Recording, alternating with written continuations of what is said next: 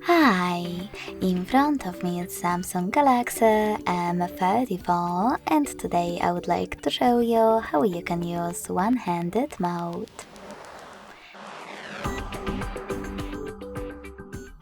Begin by opening settings and scrolling down to access advanced features.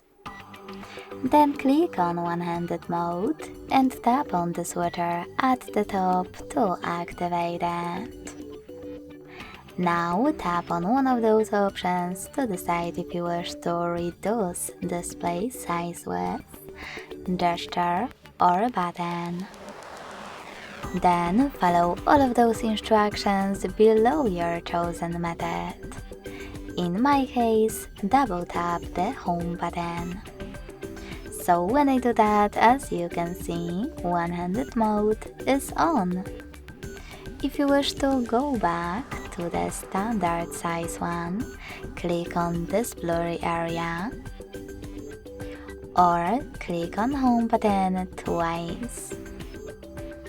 You can always change placement of your screen by clicking on this icon on one of its sides